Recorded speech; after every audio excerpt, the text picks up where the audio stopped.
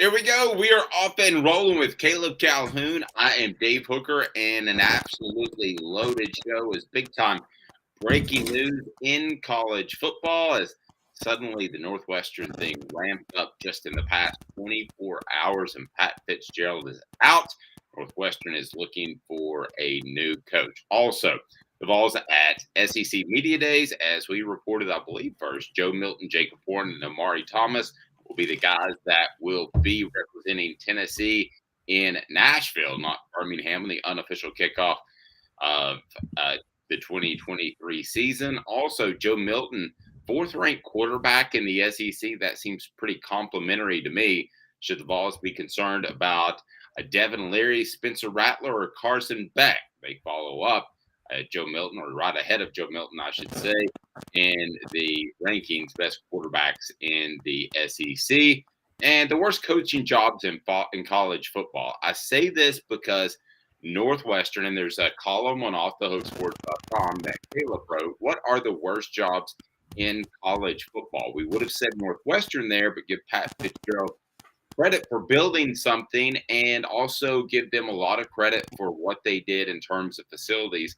I contend was yesterday that that's a job that gets so big, so fast sometimes that there's terrible things like this hazing incident could happen. But let me start with you. How are you, Caleb Calhoun? Pretty good, Dave. How's your another vacation you're on? This one's a work trip. I wish it was a vacation. So I'm on the road, got caught up, and but we'll be back later this afternoon. We will have Jacob Warren and Cooper Mays on our YouTube channel to talk about being selected and not being selected to the SEC Media Days attendee list. And also, we will have Dante Stallworth later today on the YouTube channel. So here were my thoughts on Cooper Mays not being invited. It was a huge, monstrous red flag not to take Joe Milton, and I think you had to take him as far as who deserves it. I believe it's probably Cooper Mays with all he's done for the program, but it's not that big of an award. He'd rather get preseason All SEC, and he's going to get that. We'll get to that a little bit later, but first, the most scandalous coaching firings in college football history, and this doesn't rank with the worst of the worst. However, it is something that is disturbing to say the very least. That hazing would still be happening in this day and age of college football, including hazing with a sexual innuendo is the nicest way I can put it. Caleb, were you surprised that Pat Fitzgerald was fired as quickly as he was? As of Friday, it was going to be a 2-week suspension. Fitzgerald said in a statement, no more information has come up. However, Northwestern wasn't going to wait. They were going to make the move. I think some more information did come up, maybe that he's not aware of. And suddenly, one of the esteemed programs in Northwestern in the entire nation is looking for a head football coach. Tennessee's seen bad timing as far as having to hire a football coach, and that's secondary to what happened at Northwestern. But this is a bad time to have to hire a football coach, Caleb. No question about it. Yeah, I agree. And I was shocked they moved this quickly because I think Pat Fitzgerald is a rare commodity doing the job that could be done at Northwestern. And we're obviously going to talk a little bit later about how bad of a job that may or may not be. But I thought they would, because of all the work he had done there, I thought they would wait and try to see how much, for more information to come out, see what he knew.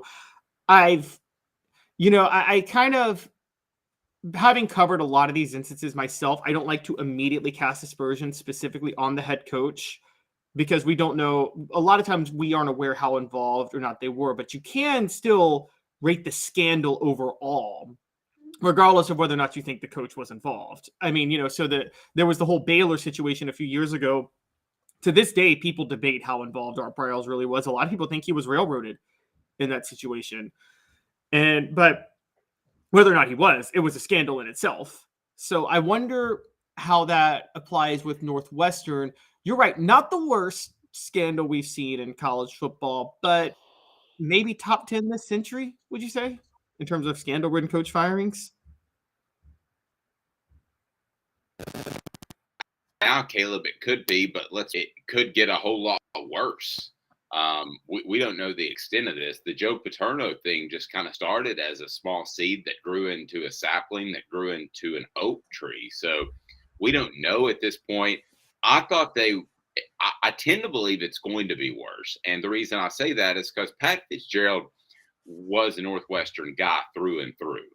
I don't think they would pull the trigger unless they thought it was pretty serious. This is the equivalent of making a move like this if something like this were to happen with a Johnny Majors or Philip Fulmer because of their ties to the university. So I don't think you do it lightly. But let's all be grown-ups here, Caleb, for a second. They were 1-11 last year. There was a time when Northwestern looked like they were knocking at the door of the elite in the Big Ten.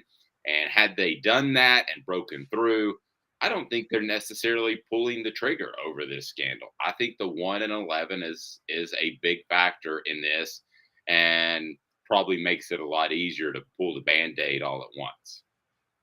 Yeah, and particularly when Northwestern is somewhat like the Vanderbilt of the Big Ten, which is they're kind of happy to take the Big Ten check and be an academic school and focus on that. And being good in football is a nice bonus, but they're not going to let it. They're not going to let a scandal in football, particularly when they're 1-11, like you said, drag down the university as a whole. I mean, Penn State with Joe Paterno won way worse scandal, but a different story altogether. But let's be honest, we all probably agree that, Dave, I don't know how you felt, but when I saw the Penn State kids marching in defense of Joe Paterno and put the statue back up, the university back in 2015, I mean, forget football. The school at that point, I'm like, I would never let my kid go to Penn State now. I mean, I'm sorry. I just think there's too much of a black mark on the school. I would never let my kid go there now because of that. So I think Northwestern doesn't want that happening. I've always wondered, and maybe we could look that up at some point. We've seen Nick Saban and the attendance at Alabama, not just football players, but we've seen Nick Saban have this huge impact on the number of players that have just attended the university, Caleb. But I wonder if Penn State was hit by overall enrollment and if they lost enrollment. I'm just talking about regular students, not even athletes. Now, if we look at some of the most scandalous coaching firings in college football history,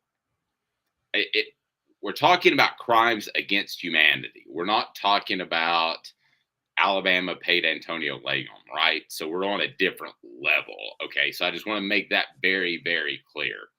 We're talking about crimes against humanity. I can't possibly imagine one that's worse than Joe Paterno. To me, that's in a class all by itself. I mean, we're going to talk some different ones, but Caleb, isn't that that's another level, right? It's next level scandalous, next level criminal, and next level embarrassing that Joe Paterno probably had more support than any of the other people that were fired, and he probably committed the worst crime.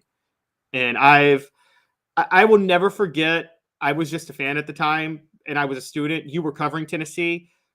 But my first foray into Joe Paterno was that 2000. I knew about him like everybody, but that 2006 Tennessee Penn State Outback Bowl. Remember that game, the Foster fumble, where Joe Paterno coached the game, sitting in the stands, and got media coverage like he had something to do with that win, and he carried himself like he was just some sort of godly saint. And I don't know, something stuck out to me about that like this guy just seems like a lying fake snake that just considers himself a saint above reproach. I mean, almost like, you talk about like the scandals in the Catholic Church. And when you hear about certain like priests that feel like they're above reproach and the way the church handled it, I felt that with Penn State then. And then it turned out, well, there were some similarities there with Joe Paterno. There was. So the others that we talk about as far as big time scandals would be Hugh Freeze, obviously at Ole Miss. And did he pay players? Yeah. But he also paid escorts, so that was not a good one. And that scandal is worse than it looks on its face, by the way, because he also lied to players that they weren't going to get on probation, so they couldn't enter the transfer portal in time. And that's why the school threw Houston Nutt under the bus, because they were just waiting until the transfer portal window, which was much narrower during that time, passed, so the recruits would be stuck at Ole Miss. So he's a huge liar also on top of that. I honestly wasn't aware of that part. Makes it worse, but still we're not talking about the Joe Paterno level. And these are all kind of on that second level. Unless maybe though, because the other part that makes it worse is there were rumors. I want to say it's unconfirmed, but a lot of people believe that Hugh Freeze was not ordering those escorts for himself. Let's just put it at that. That's disgusting too, but allowing a pedophile to be on your campus and have his own office and have access to the facilities at Penn State, that for years, that to me is another level.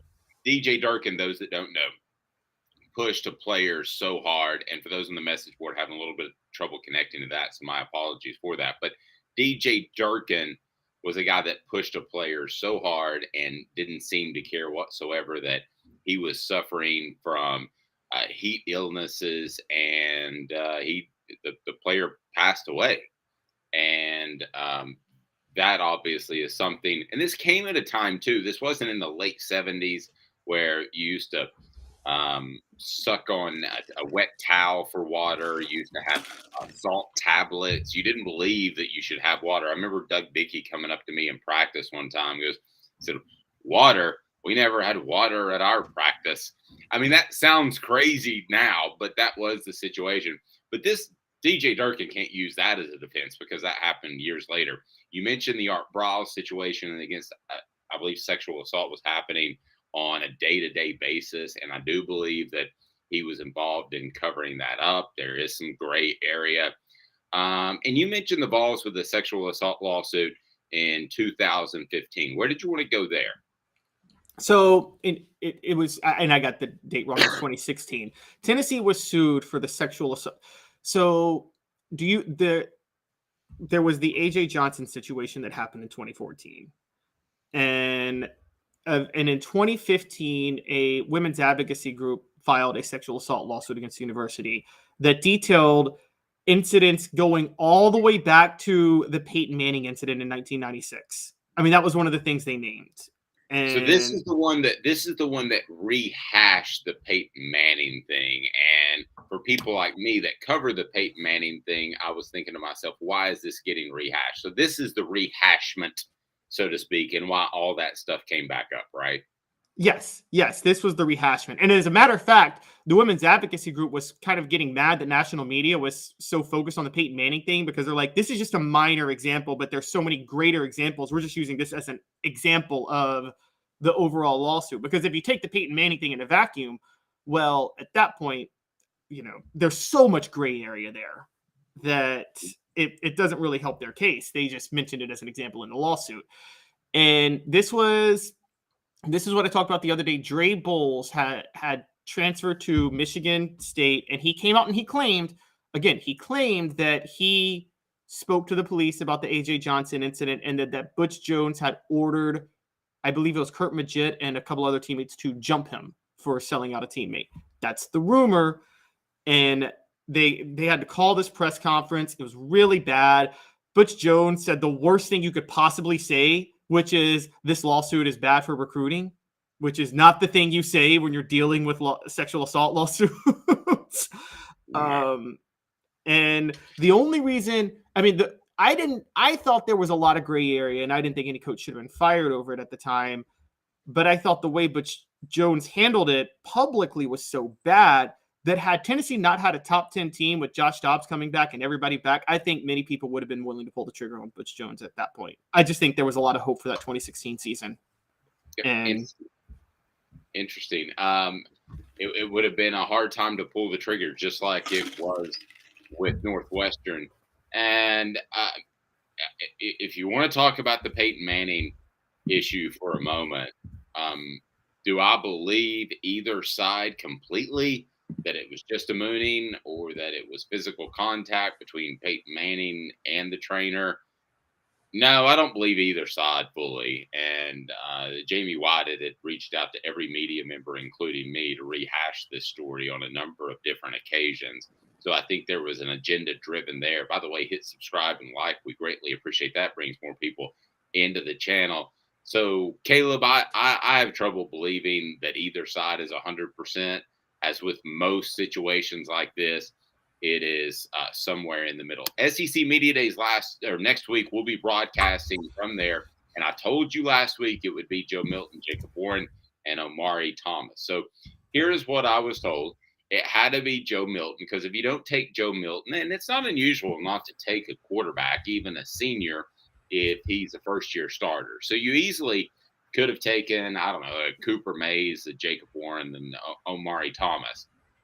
But it would have been a huge red flag not to take Joe Milton. Naturally, the media would have been like, "Well, there's Joe Milton. I mean, how could he not be there? This is a big deal. I mean, you would bring him if he was definitely the quarterback." Some people would go in that direction. So they didn't want to raise red flags, so they wanted to bring Joe Milton. Jacob Warren, who is on the Ball Report, brought to you by Bassey Lawn and Garden, was just more than a natural fit. He is not only one of the best speakers at Tennessee, he's one of the best speakers I've ever covered. He's also one of the best speakers in the history of Tennessee football. He's comfortable behind a microphone. He's not going to say anything stupid, but he is going to give people something to write about. Phenomenal pick. Omari Thomas, you had to have a defensive guy. You had to have a defensive guy, or you're basically saying to the SEC media, this is still an offensive team. It's not a defensive team. So I certainly got the pick of Omari Thomas. If it was up to me, I wouldn't have played politics. I would have gone based off what you deserve with a little bit of newsiness. So I would have gone Joe Milton, Jacob Warren. I'm sorry. Yeah, Joe Milton because he's the quarterback, Jacob Warren, and Cooper Mays. Not because the latter two work with us. I just think they're the best representatives and have played the longest and been through the tough times. I would have taken those two guys, and it would have been all three offense. People would have said, "Oh, Tennessee's still going to be a defensive team." I wouldn't care, but I would take Joe Milton because I think it would help the pub of the program, even if I had doubts about him, which I don't think the Tennessee coaches do. But even if I had doubts about him, I would take Joe Milton because he's going to be the face of the program, Caleb. And I think it is a good sign, though. Not all of this is orchestrated, that he's worked hard. Let's face it. If he showed up at the facility at 11 o'clock a.m. and left at 3 p.m. and didn't put in the work, they wouldn't be taking him. So that I think it's a good sign. It's not a definitive sign, but a good sign, Caleb. Yeah, and also let's chicken or the egg this real quick. I think that for anybody that accuses us of saying Cooper Mays should have gone because he works with us, you picked Jacob Warren and Cooper Mays because you think they're the best representatives for Tennessee. So yeah. It's part of the reason you think they should go is why you picked them to be on the show or to be part of affiliated with the show. So because of what you believe about them. So that part came first. So yeah, thank you for saying that actually, because I thought that was a couple of pretty good calls by Dave, but I didn't want to say that myself. Yeah. So the thing that sticks out to me, there are a couple of things that stick out to me. I understand you're right. The Joe Milton and the defensive guy, you got to have your quarterback and a defensive guy if you're politicking. And then Jacob Warren and Cooper Mays, I think the tiebreaker was this is Jacob Warren's last year of eligibility, and technically Cooper Mays has another year of eligibility. I'll tell you what kind of threw me off, though, Dave, and I don't know if you have any inside reporting on this. Picking Omari Thomas over Jalen McCullough stood out to me because Omari Thomas also has another year of eligibility, and Jalen McCullough is in his final year, and he's started every year since 2019. Now, again, sometimes guys can just be really good, quiet players who aren't natural leaders in front of the camera. So maybe that's why. I mean, maybe it's because of the indictment that we're talking about. I don't know. What do you think? Both. You think it's both? Yeah. I don't think you take a guy with even if you believe he's 100% innocent with an assault issue hanging over his head. I don't think you take Jalen McCullough. I don't think it's even a question that you would take him. No. I would not take him. I would take a defensive player if my hand were forced, I guess Omari would be the guy. I don't think Omari's going to be very comfortable. I mean, we're talking about 500 media members. The other thing you have to remember with Joe Milton is, he had the "I don't lose in Florida" line that was at the Peyton Manning camp not long ago. So it's funny that your most high profile guy and your quarterback, who's typically the leader, is by far the most likely of these three to say something, because Joe has some brashness. You haven't seen Joe a lot in front of the media, but Joe has some brashness from what I'm told. He is the most likely of the three. And when I looked at the list yesterday, one of the more likely of all of the SEC invitees to say something a little bit brash, whether he slips up and says it, "I don't lose in Florida," like he did at the Peyton Manning camp, or whether that's just who he is. And that's fine. Some people are like that. And if they back it up, got no problem with it. But you open yourself up by not taking the three most deserving. You open yourself up by taking Joe Milton to him saying something that you really don't want said. He's not going to come out and say, "We're going to go undefeated this season and we're the Vols and here we go." He's not going to say anything crazy like that. But could he say something that gets traction, Caleb? I think he could. I wouldn't be stunned to see that whatsoever. Oh yeah, I think so too. And I mean, the funny thing is, I kind of laugh about that because I'm trying to remember the year, and I believe, you know what? It was 2012. Tyler Bray went to SEC Media Days with Derek Dooley, and Tyler Bray got up on the podium and guaranteed that Tennessee's going to win the SEC title this year, even though they were 5-7 the year before. And spoiler alert, they went 5-7 the next year. Derek Dooley got fired. But, yeah, the question is, do you really? I thought about this. It's funny. We talk about the brashness of Joe Milton, and then kind of the level-headed leadership vocalness of Jacob Warden. Wouldn't you rather kind of the roles be a little bit reversed? Wouldn't you rather your quarterback kind of be the level-headed kind of leader, and maybe your tight end or defensive lineman be the brash guy that does all the talking when they go? Oh, yeah. I've always believed that pitchers and quarterbacks should be level-headed and not get up or not get down. And that's why I thought Hendon Hooker was so cool last year. He did have the one incident. It was later in the year. Who was getting chippy with him? And he got chippy on the goal line back. I'm okay. Florida, wasn't it? Early in the year, wasn't it Florida?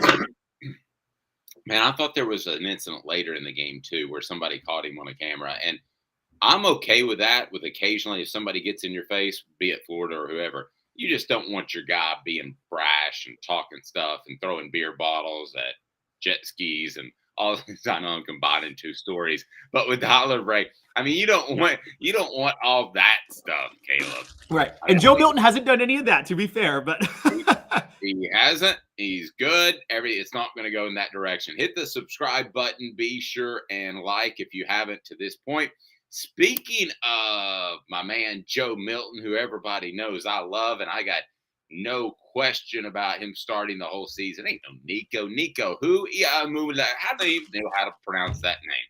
Because people give me a hard time that I'm too hard on Joe Milton. Joe Milton, kudos, my man. 4th-rated quarterback in the SEC. Admittedly, a down year for quarterbacks in the SEC because you lose guys like Bryce Young, Will Levis, who got a lot of pub, Anthony Richardson, who was at SEC Media Days last year as well. So you tend to have this weird flow at SEC Media Days where there'll be like 6 or 7, 8 quarterbacks, and then the next year there'll be like 2. And I don't know if that's coincidence or what, but it seems to happen that way. And it's happening this way for Tennessee.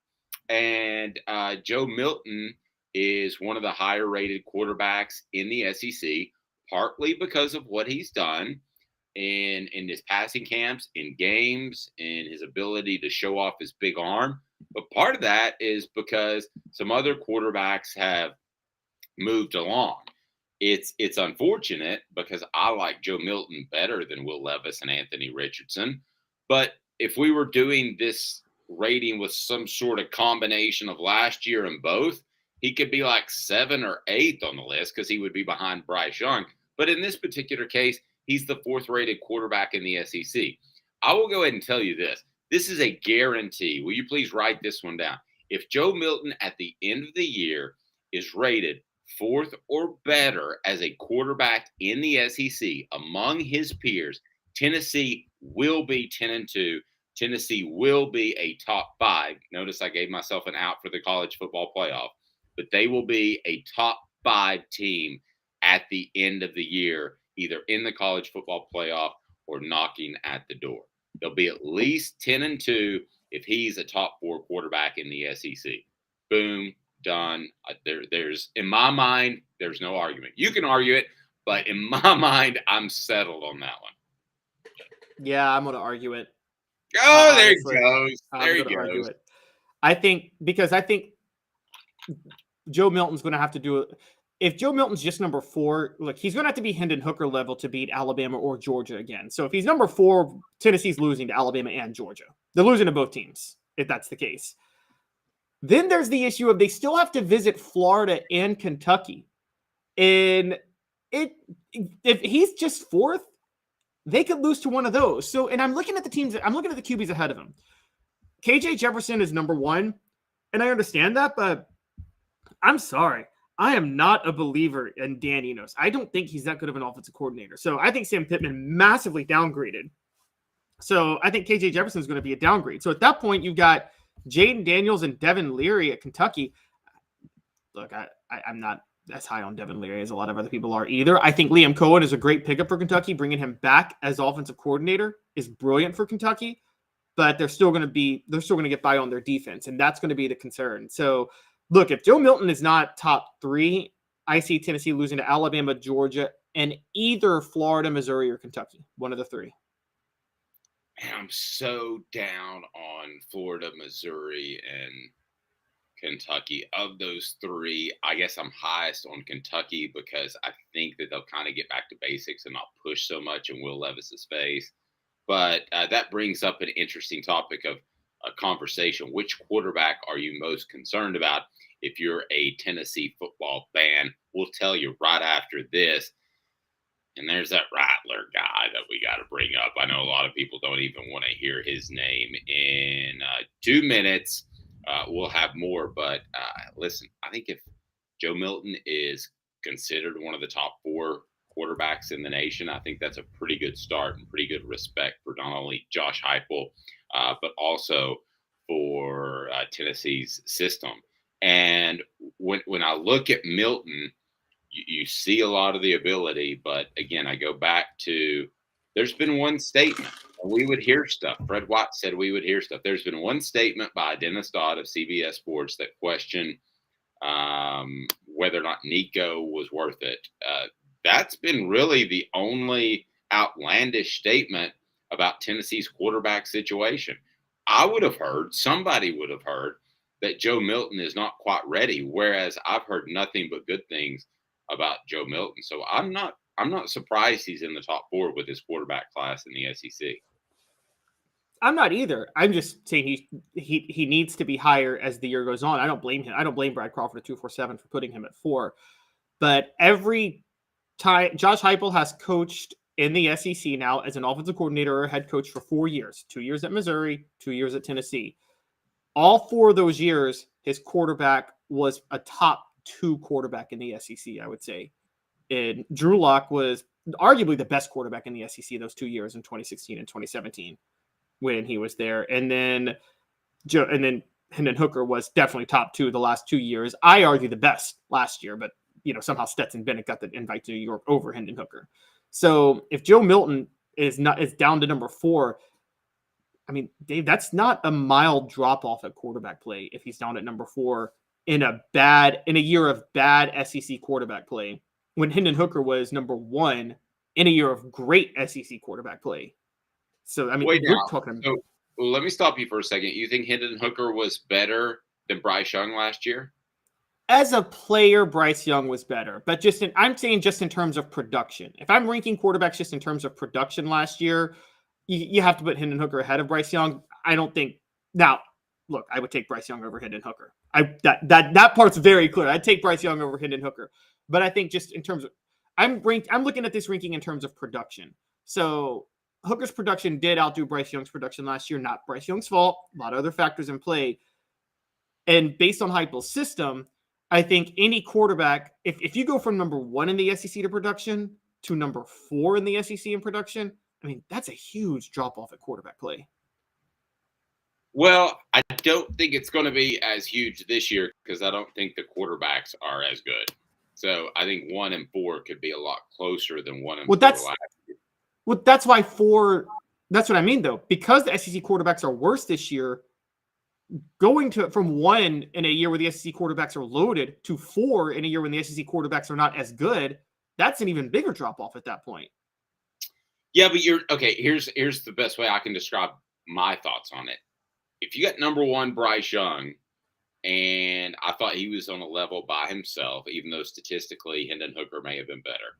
Bryce Young got them out of all kinds of problems. If you go a step down to Hendon Hooker, who's been one of the most productive quarterbacks in SEC football history in that one season, and to me, there was a massive step down to 3. I think that the 4 guys that we're getting ready to talk about could all be at a high level, but maybe not reach what Hendon or Bryce Young has done. So we'll get to that right after this. Give me 2 minutes, and I'll tell you the quarterbacks that Tennessee should be most concerned about. He's Caleb Calhoun. I'm Dave Hooker. 2 minutes off Doug Sports. Sun, sand, and salt water, the beach is a very relaxing place. Unless you wear contacts. Ow! Open your eyes to the best the beach has to offer with LASIK vision correction from Campbell Cunningham Laser Center. Ah. Hi, Mike Davis here with City Heating and Air, reminding you to always dare to compare. Our team provides quality local heating and air service, installation, and maintenance across East Tennessee. We use only the best equipment like American Standard heating and air conditioning for your residential, new construction, or commercial needs.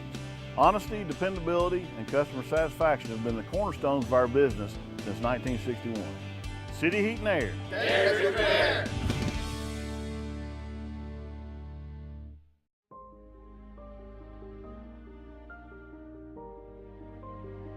Our family has been creating one-of-a-kind pieces of jewelry in West Knoxville since 1986. Each piece is a combination of unique processes that bring your idea to life. Every day in our shop, a truly special item with a story all its own is being manufactured in our facility, bringing the history and family sentiment into a whole new generation of life. We're grateful that you chose us to be Knoxville's best jeweler, a title that we value and respect. Because to me, being a jeweler and owning a jewelry store are not the same thing. I'm Rick Terry. I'm a jeweler, and we want to be your jeweler. Kingston Pike and Campbell Station Road in the heart of Farragut, and downtown on Gay Street right next to the Tennessee Theater. When you want a hard cider that's easy to enjoy, one that's crafted to perfection, you need Tennessee Cider Company. Some say it's the signature cider of the South. Others say it's the cure to your craving. They all say you'll savor every sip. With a selection of ciders free to sample, all it takes is one taste. Visit tncidercompany.com for more information, as well as to shop our ciders and merchandise online. Thirsty yet? Doors open at 10 a.m. Don't forget Tennessee Cider Company. Use the promo code tncidercompany.com. Use the promo code HAT. You'll get some free swag. How awesome is that? He's Caleb Calhoun. I'm Dave Hooker, remote today. Apologize for that, but doesn't mean we're not bringing the info. So here we go. Tennessee, I think, should take some pride in that Joe Milton is ranked 4th among the quarterbacks in the SEC. I think that's pretty strong coming out of the gate. I think that's strong considering that Tennessee's own coaches didn't think that he would be the starter in 2021. I also think the Ole Miss thing rears its ugly head from time to time. But as far as quarterbacks that will be in the SEC East, should Tennessee be most concerned about Devin Leary, Spencer Rattler, or Carson Beck this season? So let me start with Devin Leary. What are your thoughts on Devin Leary? Should that be a concern for the Vols, and how big should it be a concern? We'll save that guy named Spencer Rattler, who was a concern last year in November, and the Columbia collapse, we'll save him for last because I think he's obviously a concern. Devin Leary, your thoughts? So I'm suspicious of Devin Leary because of the damage he did in the ACC in 2021, but I think it was in the ACC, so it's hard to know what to make of it. But so you question his competition. You also question his health. I mean, Dave, how many times have we seen quarterbacks or any position come back from an injury, and it's just they're never right after an injury again? And so I'm suspicious with that with Devin Leary. The thing that works in Devin Leary's favor that I think Tennessee should be nervous about is, again, Liam Cohen is back as Kentucky's offensive coordinator. And I think that's a huge deal for them because he's a genius offensive coordinator. You can say whatever you want about him, but he's a great offensive coordinator. And him being back in Kentucky is a huge deal. And I think that if Devin Leary is healthy and if he's right, Cohen's going to bring out the best in him. I mean, there's no way to debate that. Cohen is going to bring out the best in him. So that's why I think Tennessee should be scared of Devin Leary. No, that's fair. Okay, so let's go to Carson Beck. Do we know much about Carson Beck to this point at all? No, we just hear what Georgia's promoting about Carson Beck. And again, how many times Stetson Bennett was their best quarterback and he was the least promoted. Georgia's had, 5-star after 5-star commit since Kirby Smart's been there, and none of them have worked out. And then Stetson Bennett did. So I feel like the more hype a Georgia quarterback gets, the less we should believe in them at this point.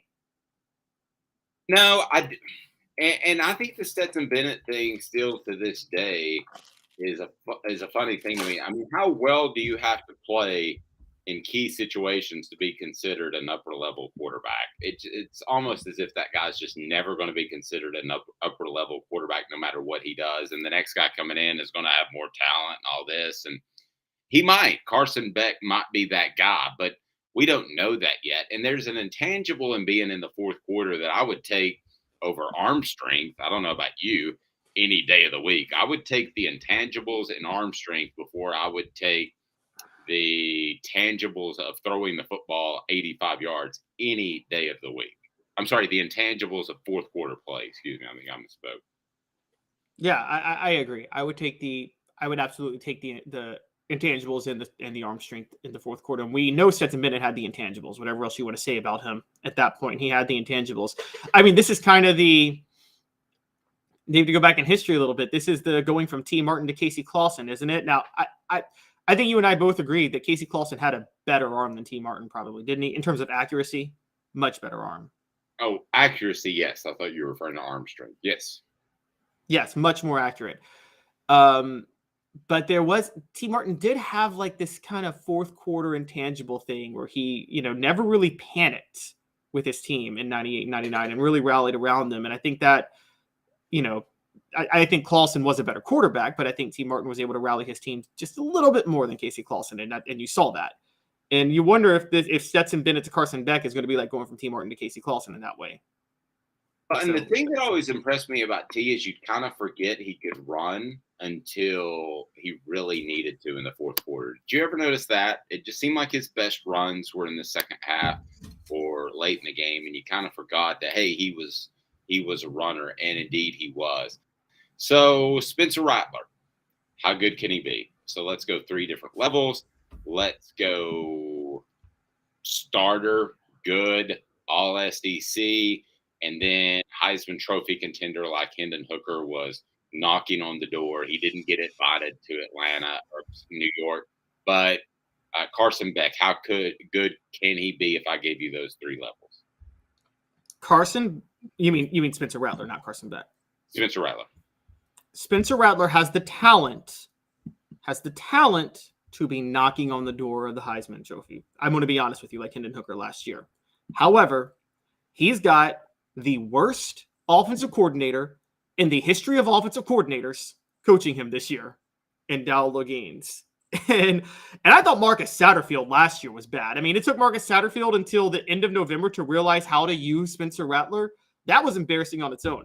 Dowell Loggains is worse, and I reserve all my disdain for him based on the time he became an offensive coordinator for the Titans in 2012 and 2013. I've never forgiven him for those 2 years, and him and Mike Munchak's constant belief in Jake Locker, which was just an embarrassment. And he's failed everywhere he's been as an offensive coordinator. He was with the Bears after that. He was with the Dolphins after that. He was with the Jets after that. Failed at all of those spots. And he's never been a college offensive coordinator. So I got zero faith in Dowell Gaines. I think Ray Goff, Tennessee should love the fact that Georgia hired Ray Goff. They should more love the fact that South Carolina hired Dowell Gaines. Yeah, I still, from the college coaches I talk about, despite the finish that South Carolina had, which included that game against Tennessee, a win against Clemson, I still hear that college coaches are not very high on the assistant coaching staff that has been assembled there in South Carolina. I mean, maybe they're young guys who don't have friends in the coaching community, but right now, if you ask around in the coaching community, there's not a lot of great things that are being said, Caleb, about the assistant coaches on South Carolina's staff. Whereas I think Shane Beamer's goal is to grow himself into a Philip Fulmer, a really good recruiter, kind of a hip Philip Fulmer, so to speak, but worried about recruiting first. And he was a GA at Tennessee. But I don't hear great things about the staff at South Carolina. Whereas I thought Tennessee, if you want to make the Philip Fulmer comparison, had great coordinators, very good, a great coordinator in David Cutcliffe, a good coordinator in John Chavis. I think Dan Brooks was defensive line coach. He was fantastic. Steve Caldwell was fantastic as well. There was a lot of questions about Larry Slade, who was the defensive backs coach at the time. On the offensive side, if you want to go back, you had Randy Sanders as the running backs coach, but essentially he was another quarterback mind, another OC type that was in the room. And then you had Pat Washington at the receiver position that I thought a lot of people had very understandable questions about. So, and I don't think that South Carolina's staff is even that good. Maybe they'll prove me wrong, but I don't see it right now. Yeah, funny enough, the way Shane Beamer's doing it, a comparison that actually I think might be a little bit better is the last 2 years of Butch Jones at Tennessee and Derek Dooley when he was at Tennessee. And the reason I bring those two up is, didn't it seem like Derek Dooley was just hiring to hire and didn't really have an agenda or direction in his mind when he hired his staff during those years? Well, he hired his buddy who hadn't been in coaching before. I thought that kind of said enough in Chuck Smith. And I'm not knocking Chuck Smith, but why would you go and hire a guy who's been in the NFL, was about to get let loose by the Jets, and was really like a specialist, a pass rushing specialist coach? To me, that was a monstrous red flag. Do you remember that hire at the time? Wasn't that odd? Oh, I remember that hire. Yes. And then they had a bad falling out too after that. But yeah, I remember that one. And then there was also the Sal Sunseri hire, which I know that Tennessee was toxic at the time and nobody really wanted the job because they knew Derek Dooley was a dead man walking. But really, Sal Sunseri was where you went? You couldn't have gotten somebody better than that? And so, I mean, there seemed to be no thought. And then Butch Jones so he forces out John Jancic to bring in Bob Shoop, who clashed with the secondary, or who clashed with the defensive position coaches, and then half the staff leaves the next year. And Butch Jones again just throws a hodgepodge of people together, and Tennessee goes 4-8. I think Shane Beamer's doing that, not to that extreme, but he just doesn't seem to have an agenda behind. You're right. He seems to want to be hands off, hire a coach, and then just let them do their thing and have no idea of a direction he wants to go. At least Dabo Swinney as a CEO, he's like, I want a direction of this offense. I want to do the air raid now because nobody in the ACC is running it. So let me go get Garrett Riley to do it and run it. And he's thinking forward from that way. Shane Beamer was just throwing a hodgepodge staff together. Yeah, I agree. And that's what the coaching community completely agrees with Caleb Calhoun when you ask about Shane Beamer. I mean, in the best of worlds, Shane Beamer is able to hire two great coordinators and ride this thing out being a great recruiter. But there's some problems with that. I don't know that a great coordinator will want to work for Shane Beamer. I mean, the coordinator might be older than him, and I don't think they have the faith that he will be a great head coach / recruiter. Do they know they're going to be working with top flight talent? I mean, when you came to Tennessee, when Philip Fulmer was the head coach, you knew that you were going to have top flight talent, right? That made a lot of these decisions a lot easier if you were going to make the move from another school. So I don't know that they have that now, and I don't know that they're ever going to have that under Shane Beamer. It's tough for him. It's kind of like he's pulling from both sides, Caleb, in terms of what he can be. Can he manage his team while still being the guy who is Bruce Pearlish, if I may say so, who is raw, let's go, but at the same time is one of the top recruiters in the nation? I think that's asking an awful lot of Shane Beamer right now. I feel like he's pulled in a ton of different directions. So worst jobs in college football. That's something that Caleb Calhoun has written about. One is in the SEC. I'm going to add my thoughts to be back in 2 minutes. Stick with us. Hit that like button, subscribe if you haven't yet, and support our advertisers, our sponsors. We greatly appreciate that. With Caleb Calhoun, I'm Dave Hooker, Off the Hook Sports. Our family has been creating jewelry since 1986, each piece unique, with a story all its own. I'm Rick Terry with Rick Terry Jewelry Designs. I'm a jeweler, and I want to be your jeweler. We're grateful that you chose us to be Knoxville's best jeweler. My family and staff look forward to serving you. So please come see us.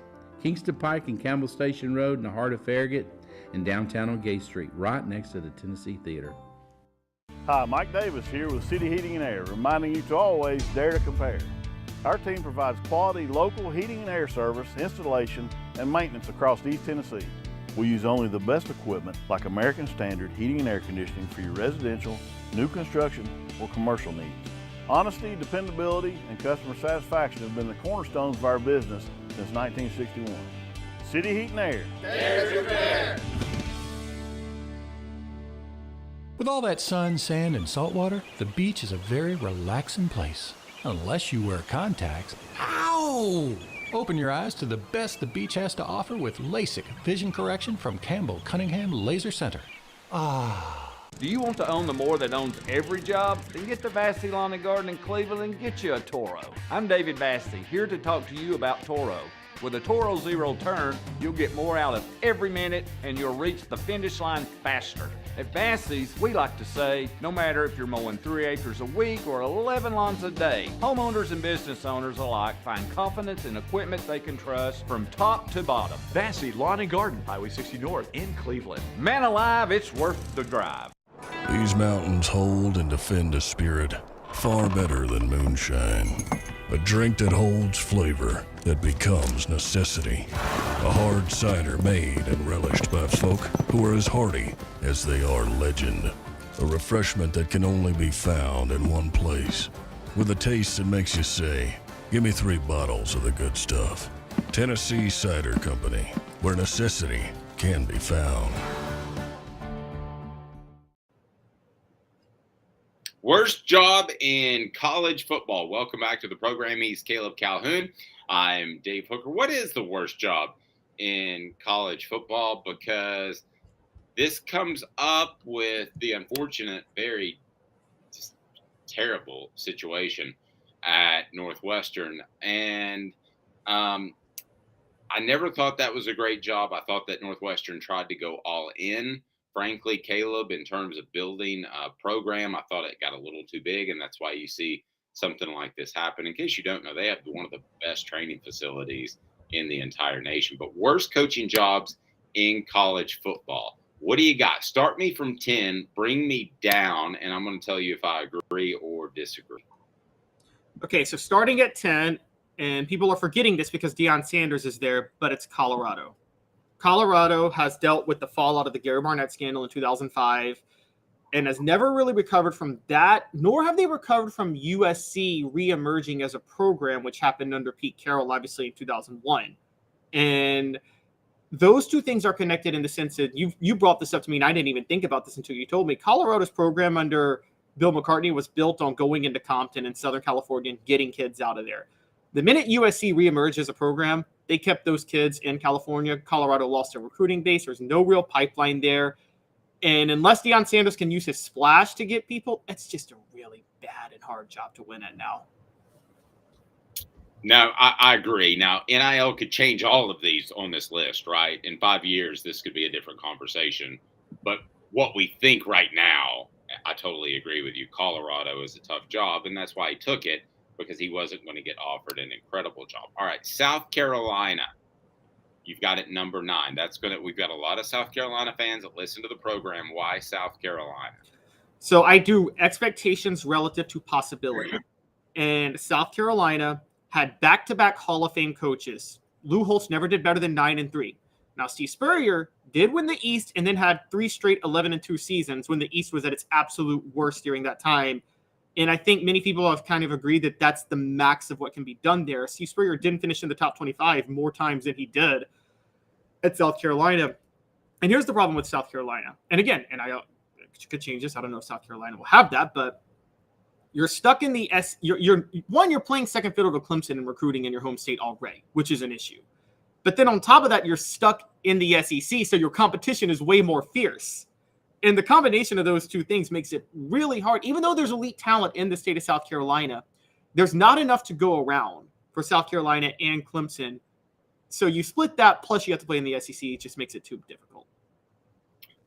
Yeah, it's just hard for me to imagine South Carolina climbing from where they are and being a very, very respectable SEC East program with Georgia not only being what they are, but their recruiting base, with Tennessee having the historic ability to win championships and recruit at a high level, and then Florida being where they are. It's really difficult for me to imagine South Carolina overcoming those 3 programs on a year in and year out basis. Arizona State you had before we get to another SEC program that has a tie to Tennessee. So Arizona State's on this list because I tracked, and their expectations are delusional. Did you know that the last 8 coaches at Arizona State have been fired coming off either a winning season or a bowl appearance? And that includes, by the way, a former Tennessee defensive coordinator, Larry Marmie. And They fired him in 1991. They fired Bruce Snyder 2 years after he went 11-1. For those who don't know, when Tennessee won the national title, I think Arizona State finished 3rd that year, going 11-1. And 2 years later, they fired Bruce Snyder, who led them to that. They have these massive expectations, but it's not a great job. Arizona State doesn't care that much about football, so it's not that intriguing. Arizona's not a bad football state overall. It's like 23rd in terms of NFL talent, where it comes from, but you're splitting that with Arizona. And on top of that, the California schools can come in and take it. So the expectations don't match the possibilities at Arizona State. Then a couple of SEC schools. So if you want to match expectations with what's actually going to happen, you've got Ole Miss at number 7. Slight pushback here. I don't know that Ole Miss, their expectations are nearly as high as the Alabama, Georgia, Tennessee's, LSU's, Texas A&M's of the world. I think to some extent, football on a Saturday in Oxford is something fun to do. And unless you screw that up, which would mean, I guess, no sport coats or no cocktail dresses, I think that Ole Miss is okay being relevant. They fired David Cutcliffe a year after winning the East because of one losing season. But I can give you a little inside info. They told David Cutcliffe they wanted a significant coaching change, and he fought for his guys. So I don't think he would have lost his job, but he would have had another year. But what gave them the right to tell Cutcliffe they wanted a significant coaching change? I mean, they with the staff, they went 10-3 in 2003. And by the way, if Eli Manning doesn't trip over his offensive lineman's foot, Ole Miss wins the East that year because they beat LSU. Or if Ole Miss has a semi-decent kicker, they win the West that year. So I just and then they fired Houston Nutt, then they fired Matt Luke. I mean, they want to recreate the glory days of the Johnny Vaught years in the early 60s. And I'm going to say this with Ole Miss, and I brought it up. However you feel about things, when college football integrated was right when Ole Miss stopped being a powerhouse program, and it had to do with their embracement of the Confederacy all the way until the 2010s. You can feel however you feel about it. It didn't sit well with a lot of recruits. No, very true. And I've been there when the flags were still flying. The rebel flag was still flying within the stadium. Missouri, I would think that Missouri's a worse job than Ole Miss, and But I don't think Ole Miss is as bad of a job as you do. Again, I go back to Missouri. Whether they stay in, whether they're in the East, West, or this new no division sort of thing they got going on. How's Missouri going to top the greatest programs, in some cases, history of Texas, Oklahoma, LSU, Alabama, Georgia, Tennessee? I mean, how did they ever overcome that? I just don't see it being a thing. As a matter of fact, I wouldn't be stunned if they went to the Super Conference at one point and Missouri got left out. They don't have the same handshake agreements that, say, a Vanderbilt does, that you're never going to get left out of the SEC because they're new to the SEC, relatively new. I think Missouri could be a non-factor across the board in college football by 2035. I think it's a terrible job, a terribly tough place to win. They don't do much for me at all. Yeah, it's funny because they're trying, the SEC's trying to market this Arkansas-Missouri rivalry in football right now, like this border war, because the states are somewhat culturally similar, divided by the Ozarks. But the problem with that rivalry is that this Arkansas can go into Texas and get some rejects from Texas and Texas A&M, which is enough to build a pretty decent football program. They can go into Louisiana maybe and get a couple of LSU rejects. Those rejects are still pretty darn good. And so they can actually build a decent program with that. Missouri can't do that. And Gary Pinkel maxed out what could be done at Missouri, but everybody forgets when Missouri was doing that and playing so well, that was after Nebraska had fallen off and the Big 12 North was just the most garbage division in all of college football during that time, during the mid-2000s. And counting down, you've got number 5, Texas Tech, a terrible job. It looked like that was going to be a really good job when Mike Leach was there before Craig James got involved. That number 5, it surprised me to see it on the list just because I hadn't thought about it. I can't argue that it's number 5 on your list. Yeah, so the problem with Texas Tech is you think, oh, they're in Texas, they can recruit. They're in Lubbock. All the talent's in East Texas. Who wants to go? Dave, tell me, who lives in the Dallas, Houston, San Antonio area wants to go out to Lubbock to play football? Nobody. Exactly, nobody. And also, Texas Tech is cheap. I firmly believe they sided with Craig James' son because they wanted to get out of having to pay that contract extension that they gave Mike Leach. And they would rather be cheap than win. So I would encourage coaches to never take that job. Vanderbilt. Now, I will say this. The expectations are low, but maybe James Franklin raised them a little bit. But you had them number 4 on your list. Why? Yes, so I did say there's a long leash at Vanderbilt, and it did propel James Franklin to a higher coaching job. That's usually not going to happen. I consider Vanderbilt, Duke, and Stanford all like in a similar playing field, but Duke's in the ACC, Stanford's in the Pac-12. You can win at those schools at the lower level. Vanderbilt, it's just almost impossible. And then on top of that, the college football experience at Vanderbilt, if you're a head coach, is miserable. I mean, I've never seen a more apathetic program if you're coaching there, honestly. Nebraska, you have at number 3, which would really make some Cornhusker fans mad, but you're right. That was a place they found a little niche of taking these undersized walk-ons and growing them into big Cornhuskers, and that worked. That ain't working anymore. There's just too much of a difference between a 2-star prospect and a 4-star prospect, or a 3 and a 5. At some point, one dude 6'5", 325 pounds naturally, and the other dude's 6'2", 260 pounds, and has to beef up the best he can. I totally agree. I know that's part of your reasoning, but there's more. Yeah, the worst jobs in college football are the ones where you're at top 10 programs that honestly aren't in places where they're capable of being top 10 programs anymore, because they expect you to be a top 10 program, but Nebraska is not even a top 25 program in terms of what they can be. And so the expectation doesn't match the reality, and it's going to take an insane level of creativity to get them back to where they are. So yeah, I think you go to Nebraska. I mean, you're going to Nebraska. How many different coaches have tried a new offensive approach at Nebraska between Mike Riley, Bill Callahan, Scott Frost? They've all failed, like miserably failed, spectacularly failed, honestly. And if Scott Frost couldn't be the guy with his ties to Nebraska and is somewhat innovative, he's not at a Josh Heupel or Lane Kiffin level as far as innovative offenses. Is if he can't succeed there, I don't know where they go moving forward. You got Northwestern, who we talked about. there are high expectations at Northwestern. There's a reason that Northwestern, and it was a big story with Pat Fitzgerald, and it happened during a slow news time, but there was a reason it was a lead story on ESPN. It's because a lot of ESPN cats went there. So they expect a lot out of that school. And now you would have to follow Fitzgerald, and now you're going to have to deal with a modicum, not the same amount of the Penn State thing where you said you wouldn't even want your son or daughter to go there, not even football, but just go there. They're going to have to deal with some of that as well. So I think that's significant. But number one is Notre Dame. And it looks insane on the list. It looks insane, but it is. And I want to hear your reasoning. And I've read the column that's on offthehooksports.com. But here's the big reason to me. Two things coaches want control of.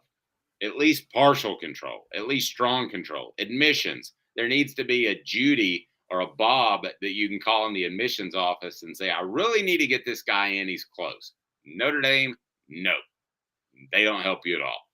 As far as punishment, okay, let's say you're Kirby Smart and your 18th player or 80th player just got caught speeding in the Atlanta area. You want to be able to call and say, he's really, really good.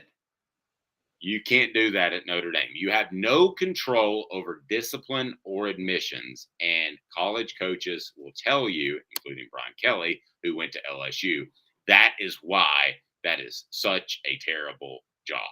And it may be beautiful, and the campus is awesome, and it's got a lot of tradition, but right now, unless they change those things, which they could in a heartbeat, it is just not an elite job anymore. Which sounds insane for anybody over the age of 30, 35. Oh, yeah. It's not. And it doesn't help that. So you have those hamstring limits, but then you have a delusional fan base and administration that thinks they're the best job in America. And here's what they think. I'm dead serious about this, Dave. Have you ever heard anybody make the case for Notre Dame as a good job now? What do they say? They say two things I brought up yesterday on my delusional overrated factors for a program. They'll brag about being on NBC every week. Well, every college football program's on national TV every week now, so that doesn't matter anymore. And then they say they can recruit national because the Notre Dame brand will reach out to a kid in California. No, it won't. No, it won't. Brands don't recruit. And Tennessee made this mistake for 10 years with their hires.